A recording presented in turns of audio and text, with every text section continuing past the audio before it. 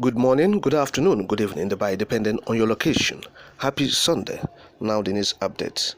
Anambra state government bans money point services in the state. Now talking about the POS services. The Anambra state government has stated that it will ban the services of money point in the state. It was gathered that the statement followed the reported cases of financial rascality and fraudulent activities of the coordinators of the said POS in Anambra State. Recall that the state government had engaged the services of this money point of sales services, as a money point POS, to assist in collecting taxes from the residents of Anambra. But the executive director in charge of operations and other revenue in Anambra State, Christian Madabuko, who said this while addressing journalists in his office shortly after security men arrested two suspected coordinators of the money point in Oka, the state capital, on Friday, said that money point services will be banned in the state. He said that one of the suspects, Mr. Ndobisi Anade, the money point coordinator in Anambra, was arrested over alleged financial rascality and removal of the state government payment system. According to Madabuko, he said these issues of money point are complex. You are in Anambra and you must have heard a lot of stories about people paying their taxes and the taxes are not reflecting in the government account. So we have been asking them what has been going wrong. You can imagine that a keke operator will pay 2,500 naira and only 50 naira will hit government account and the rest of 2,450 naira disappears without trace. This is a fault and we can't accept. We want the money paid by Anambra indigents to be used to develop the state. We will fight it to the end. We want the money paid by our people to be used judiciously and used for the purpose it was paid for. We will use these people to set example for those who would want to be funny in the future. And I can tell you that we are cancelling instantly the services of money point in Anambra State. That's what Madabuko said. He also stated that there are a lot of strange stories everywhere in the state about the activities of money point in relation to these taxes. He said Anambra State government don't know which one is true. He said the government wants to know who configured those POS and for what purpose that the government doesn't get the money paid by the residents. He said the intention of the governor to digitalize the system was being sabotaged by the people within the system. In his words, we want to get to the roots of this problem and treat them accordingly. Madabuko further said that Mr. Anade will be charged to court soon.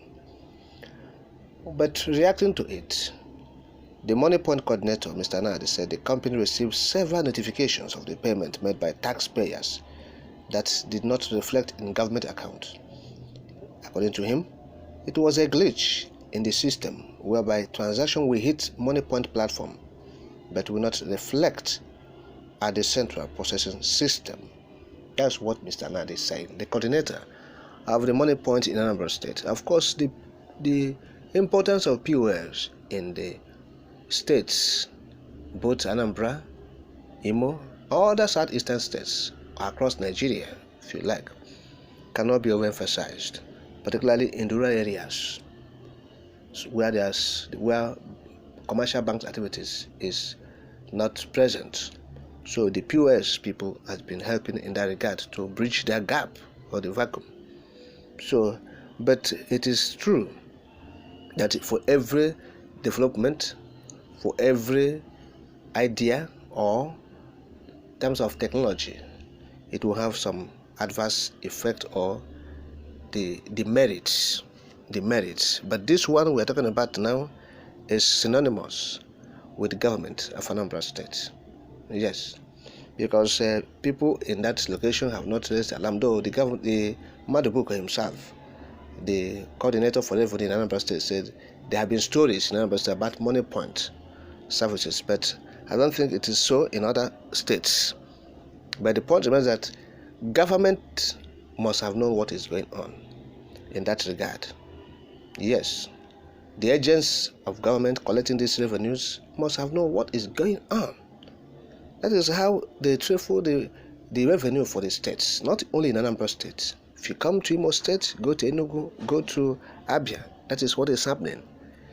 The IGR of the states are dwindling because of people who are entrusted for these services. They actually compromise the whole system. Yes, you talk of digital payment systems. They compromise it more. Yes. So that is why you see governments cannot meet up their responsibilities in most cases. Yes, because they don't have enough money to steal and to have development, because they have already made up their mind to steal resources of the people. So what they are doing is this: if federal allocation comes, they will try and see how they will use it to do one mago and do one, eye service development, or what you call cosmetics governance. Okay? And when they generated this IGR, they will not loot the money. Sometimes those who are wicked and malicious, once the federal allocation comes, they divert it to their private accounts directly. Yes, they have their cronies, the allies they use to defraud the government, the people, of their resources. They divert to their personal accounts, to the accounts of their family members, their friends and well-wishers. Money meant for the development of the states. Talking about federal allocations, not IGR. Now this one is IGR we are talking about, and they're accusing Money Point of fraud. And the government people, their hand must be in this fraud. Money Point alone will not do this fraud. That's the point we're trying to make here now. Money Point alone will not be involved in this. Government officials are involved.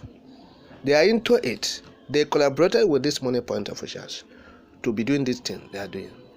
Yes, that is it.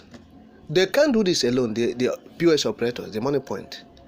Government officials collaborated with them to loot, and that is what is happening. So, if you allow the money to get to the officials, the higher officials, like Mother Book is saying, they will loot the money.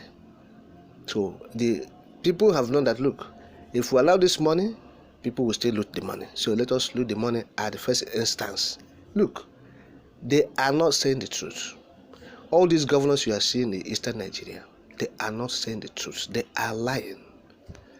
They are misappropriating the funds made for the public development. It's simple. If they use the money judiciously, only for the allocations, judiciously, with all manner of sincerity and prudence, look, you will see development. Things will change for the better. Yes, we know that what Nigeria needs, in the true sense of it, is what Ojukwu advocated in Aburi. And since they are hell-bent, they say they don't want to do it. That's why the people of Eastern Nigeria is talking about Biafra. Yes, of course, that was what caused the war, when Govt reneged in that Aburi Accord of a confederation. Then he went further to create the 12 states. And so the Easterners has no option, after the genocide and everything, the pogrom, than to declare independence of state of Biafra. And Nigerian government, collaborated with the